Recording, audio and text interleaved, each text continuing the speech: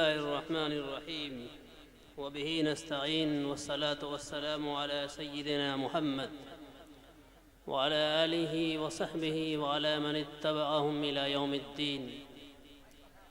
أما بعد فأعوذ بالله من الشيطان الرجيم. بسم الله الرحمن الرحيم. يرفع الله الذين آمنوا منكم والذين أوتوا العلم درجات. وقال النبي صلى الله عليه وسلم: كن عالما أو متعلما أو مستمعا أو محبا ولا تكن خامسا فتهلك، او كما قال علیہ الصلاۃ والسلام. حضرت علماء شہر اور اطراف شہر کے معزز دانشوران قوم و ملت، عزیز طلبہ، پردہ میں بیٹھی میری ماں اور بہنوں، یہ اجلاس شہر کے قلب میں واقع ہے اور یقیناً یہاں جو لوگ موجود ہیں، میری نگاہیں جہاں تک پہنچ رہی ہیں، میں کہہ سکتا ہوں کہ اس مجلس میں سب لوگ بہت پڑھے لکھے ہیں، بہت اعلیٰ تعلیم یافتہ ہیں اور ان کے سامنے بہت طویل گفتگو کی ضرورت نہیں ہے. اس لیے میں بہت مختصر لیکن 2-3 اہم باتوں کی طرف آپ حضرات کی توجہ چاہوں گا. اور میری گزارش ہر مجلس میں ضرور ہوتی ہے کہ آپ جتنی دیر سنیں توجہ کے ساتھ سنیں.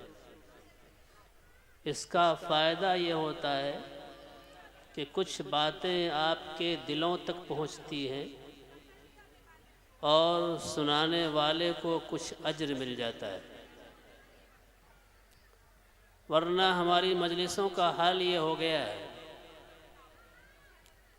کہ بات کرنے والا اپنی گفتگو کر رہا ہوتا ہے اور مجلس میں بیٹھے ہوئے احباب اپنی دنیا میں مگن ہوتے ہیں.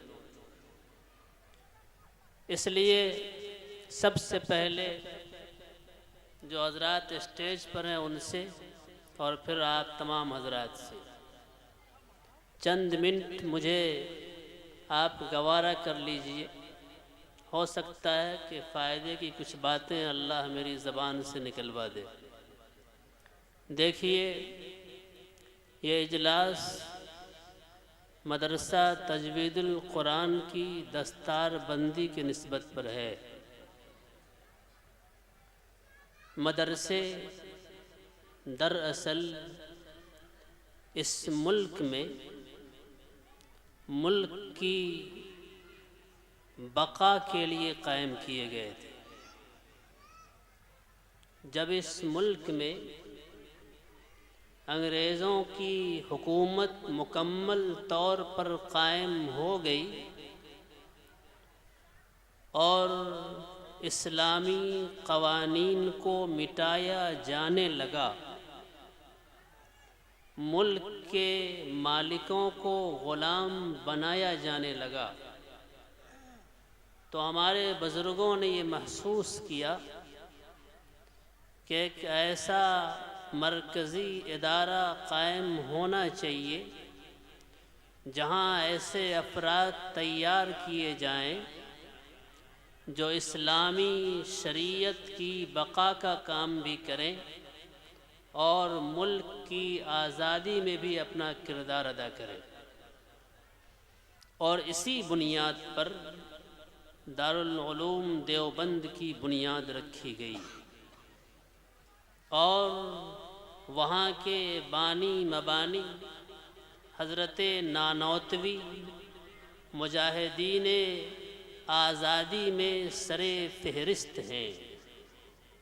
یہ وہ لوگ ہیں جنہوں نے چٹائی پر بیٹھ کر انگریزوں کے خلاف ایسی خاموش تحریک چلائی جس نے انگریز حکومت کی کمر ہلا کر رکھ دی۔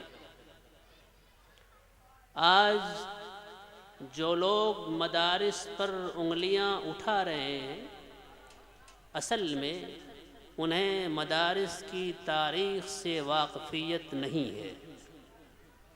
وہ یہ سمجھتے ہیں کہ مدرسوں میں صرف مذہبی کتاب پڑھائی جاتی ہے اور ملک کے خلاف مواد فراہم کیے جاتے ہیں، جبکہ آپ حضرات کو اگر تاریخ تھوڑی یاد ہو تو 2001 اور 2002 کا وہ موقع تھا جب اس ملک کے ایک باوقار وزیر نے یہ بات کہی تھی کہ مدرسوں میں دہشت گردی سکھائی جاتی ہے، اس لیے مدرسوں کو بند کرنا چاہیے۔ اس وقت کے بزرگوں نے، بالخصوص امارت شریعہ کے امیر شریعت سابق حضرت مولانا سید محمد ولی رحمانی رحمۃ اللہ علیہ نے، پورے ملک کے سیاسی حکمرانوں کو للکارا۔ منگیر کی سرزمین پر وہ تاریخی کنونشن منعقد ہوا جسے تحفظ مدارس اسلامیہ کنونشن کہا گیا، اور حضرت نے ملک کے بڑے بڑے سیاسی لیڈروں کو جمع کیا۔ میں طالب علم تھا، وہاں موجود تھا، اور 2-2.5 لاکھ کے بڑے مجمع کے سامنے حضرت نے کہا کہ جس وزیر نے یہ بات کہی ہے کہ مدرسے میں دہشت گردی کی تعلیم ہوتی ہے، وہ کسی ایک مدرسے میں ایک ہتھیار دکھا دے، میں اس اسٹیج سے وعدہ کرتا ہوں کہ ملک کے تمام مدرسوں کو بند کروا دوں گا، اور اگر ایسا نہیں ہے تو اسے اپنی بات واپس لینی چاہیے۔ اور آپ کو تعجب ہوگا کہ جو لیٹر جاری کیا گیا تھا وہ کل ہو کر اخبار میں واپس ہو گیا۔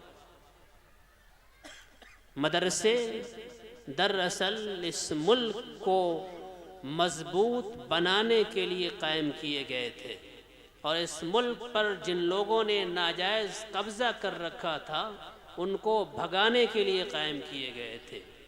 میں مدرسہ کے اسٹیج سے آپ حضرات تک یہ بات اس لیے پہنچا رہا ہوں کہ آپ میں سے ہر فرد انجمن ہے اور شہر میں رہتا ہے۔ آپ اپنی زبان سے یہ بات لوگوں تک پہنچائیے اور ان لوگوں کے کانوں تک پہنچائیے کہ یہ مدرسے ملک کو بچانے کے لیے قائم کیے گئے تھے، اور آج بھی اگر ملک کو ضرورت پڑے گی تو مدرسے کی چٹائی پر بیٹھنے والے آپ سے آگے کھڑے رہیں گے۔ میرے بھائی، مدارس کی تاریخ تو ظاہر ہے، عرش اعظم اور صفحہ نبوی سے ملتا ہے۔ اللہ جب وہ استاد ہوا کرتا تھا تو شاگرد حضرت آدم ہوا کرتے تھے، اور اللہ نے فرمایا وَعَلَّمَ آدَمَ الْأَسْمَاءَ كُلَّهَا ثُمَّ عَرَضَهُمْ عَلَى الْمَلَائِكَةِ۔ اللہ نے پہلے پڑھایا حضرت آدم کو، اور پھر اللہ نے پڑھایا حضرت نبی کریم علیہ السلام کو۔ اس لیے مدرسوں کی نسبت بہت عظیم نسبت ہے۔ ایک بات یاد رکھیے، علم والوں کو اللہ نے بلندیاں عطا فرمائی ہے۔ قرآن میں اللہ نے فرمایا یرفع اللہ الذین آمنوا، اللہ تعالیٰ ایمان والوں کو عزت و مقام عطا فرماتا ہے۔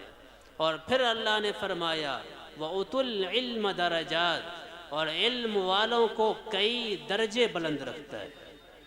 تو ایمان بھی ہو اور پھر تعلیم بھی ہو تو درجات کی بلندیاں ملا کرتی ہیں۔ اور اسی لیے جب مسجد نبوی بنائی گئی اور صحابہ کی تعلیم کے لیے صفہ نبوی کا قیام ہوا تو مسجد نبوی کی فرش سے صفہ نبوی کی فرش کو 1 فٹ بلند رکھا گیا، اور عملی طور پر صلی اللہ علیہ وسلم نے یہ پیغام دیا کہ علم والے اونچائی پر بیٹھیں گے، علم والے اونچی جگہوں پر رہیں گے۔ یہ مقام ہے علم والوں کا۔ آج بھی ایک باپ ہے جو بوڑھا ہو گیا ہے، لیکن اس کا نوجوان بچہ جو ڈاکٹر بن جاتا ہے، جو حافظ قرآن بن جاتا ہے، جو کسی اچھے عہدے پر چلا جاتا ہے، تو باپ کہتا ہے کہ بابو آئے ہیں۔ سمجھیے اس چیز کو، یہ جو بابو آئے ہیں کا لفظ نکلتا ہے، یہ اسی تعلیم کا ثمرہ ہے۔ اس لیے اس قوم کو، اس ملت کو آج ضرورت اس بات کی ہے کہ یہ قوم تعلیم کے میدان میں آگے آئے۔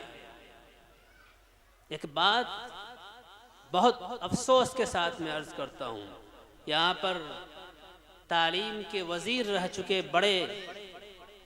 بڑے دانش پر بیٹھے ہیں، میں ان کے سامنے میں یہ بات کہہ رہا ہوں کہ جب سچر کمیٹی کی رپورٹ آئی تھی تو یہ کہا گیا تھا کہ 3.5% بچے مدرسہ میں پڑھنے والے ہیں، اور آج کی رپورٹ یہ ہے کہ مدرسہ میں پڑھنے والوں کی تعداد 2.5%۔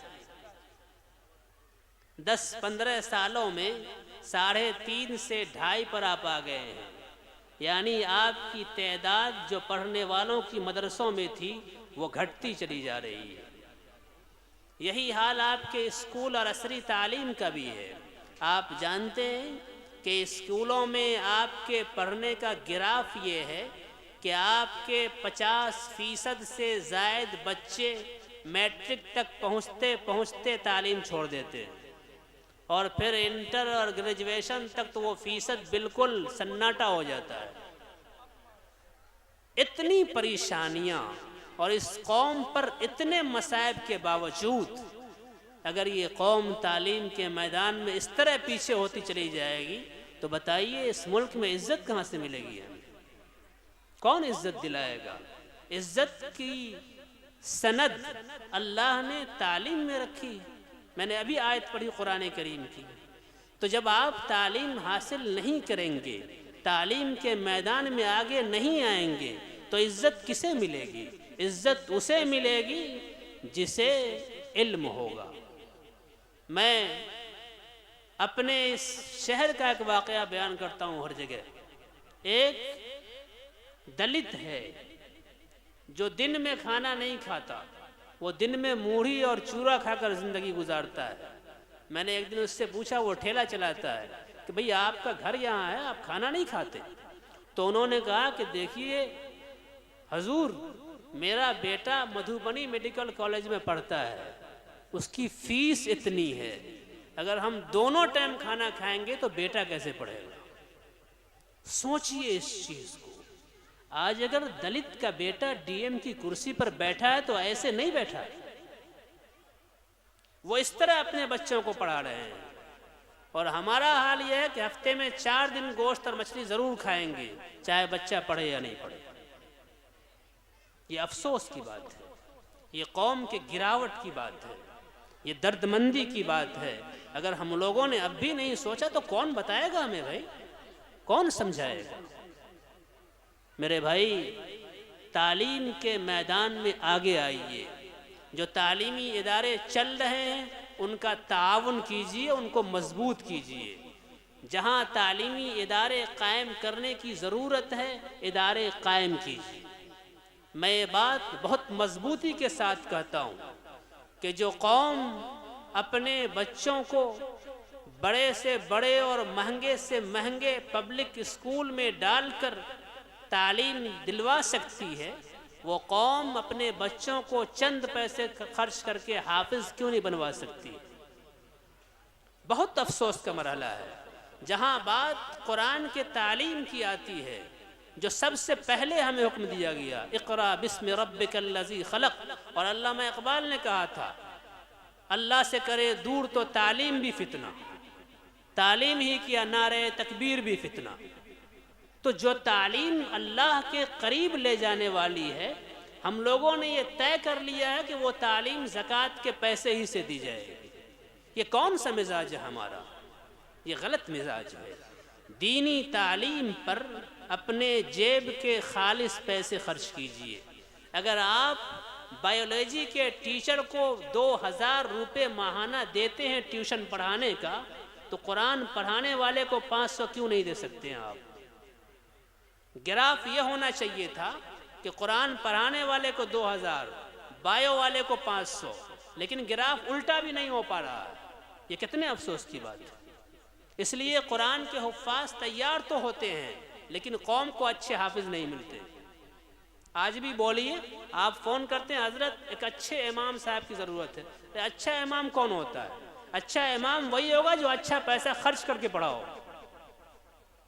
تو اپنے بچوں کو اپنے جیب خاص کے پیسوں سے پڑھانے کا مزاج بنائیے۔ جب آپ یہ مزاج بنائیں گے تو مدرسے والوں کو بھیک مانگنے کی ضرورت نہیں پڑے گی۔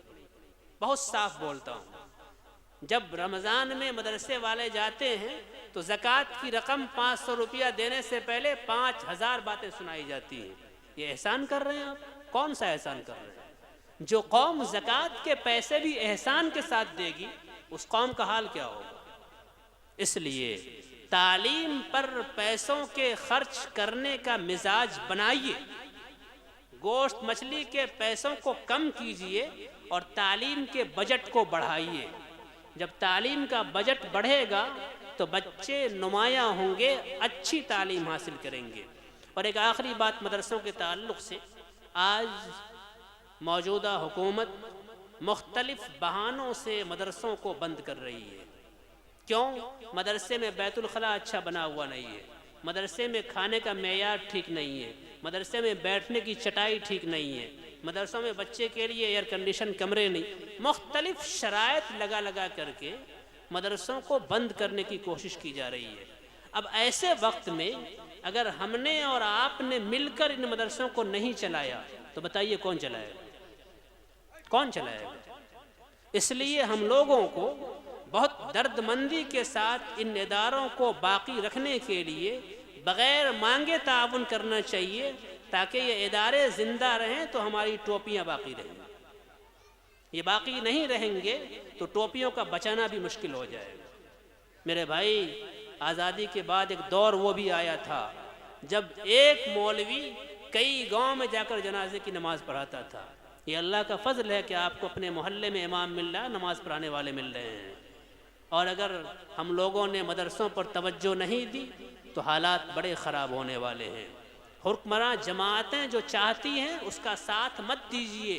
کمی ہر ادارے میں ہے، بہت صاف بولتا ہوں، کمی ہر ادارے میں ہے، لیکن مومن کی شان یہ ہے کہ وہ اچھائیوں پر نگاہ رکھے، کوتاہیوں پر نگاہ نہ رکھے۔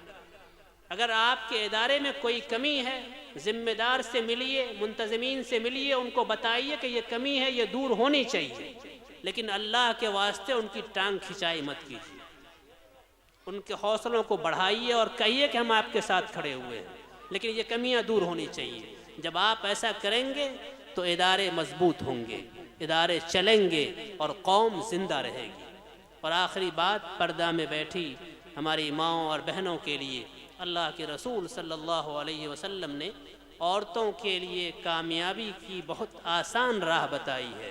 اذا صلت خمسہا، المرأہ اذا صلت خمسہا، عورتیں جب 5 وقتوں کی نماز پابندی سے پڑھ لیں، وصامت شہرہا، اور رمضان کے مہینے کا مکمل روزہ رکھ لیں جو آنے والا ہے، وَأَطَاعَتْ بَعْلَهَا، اور اپنے شوہر کی فرما برداری کر لیں، اور فرما برداری اس طرح کہ توے پر روٹی جل جائے اور شوہر کہے کہ پانی لے کر آؤ تو پہلے پانی پیش کرنا ہے، روٹی جلے تو جلے، یہ اطاعت۔ وَأَحْسَنَتْ فَرْجَهَا، اور اپنے شرمگاہ یعنی عزت و آبرو کی حفاظت کر لے۔ یہ 4 کام عورتیں کر لیں، فَلِتَدْخُلْ مِنْ أَيِّ أَبْوَابِ الْجَنَّةِ شَاءَ، پھر وہ جنت کے جس دروازے چاہے داخل ہو جائے۔ تو ہماری مائیں اور بہنیں یہ 4 کام کریں، خود نماز پڑھیں، اپنے شوہر کو نماز کا پابند بنوائیں، خود نماز پڑھیں، اپنے گھر کے لوگوں کو نماز کا پابند بنوائیں، خود روزہ رکھیں، گھر والوں کو روزہ رکھوائیں، تو پھر یقین مانیے گھروں میں برکتیں آئیں گی اور تعلیم کا ماحول بنے گا۔ اور ایک آخری بات، قرآن پڑھیے اور قرآن پڑھنے کا مزاج بنائیے۔ اس لیے کہ اللہ نے فرمایا وَإِذَا تُلِيَتْ عَلَيْهِمْ آيَاتُهُ زَادَتْهُ ایمانا، جب آدمی تلاوت کرتا ہے تو اس کا ایمان بڑھتا ہے، بڑھتا چلا جاتا ہے۔ ہم لوگوں نے قرآن کی تلاوت چھوڑ دی ہے۔ میں اپنے آپ کو بھی کہوں اور آپ سب کو کہوں، کتنے لوگ ہیں جو کہیں گے کہ ہم روزانہ ایک پاؤ قرآن پڑھ لیتے ہیں؟ نہیں پڑھتے۔ قرآن پڑھیے، اگر نہیں پڑھنا آتا ہے تو پڑھنا سیکھیے۔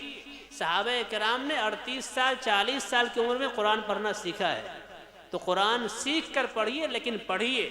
جب قرآن پڑھیں گے تو ایمان بڑھے گا، دل روشن ہوگا۔ اللہ تعالی ہم سبوں کو کہی گئی چند منتشر باتوں پر عمل کی توفیق دے۔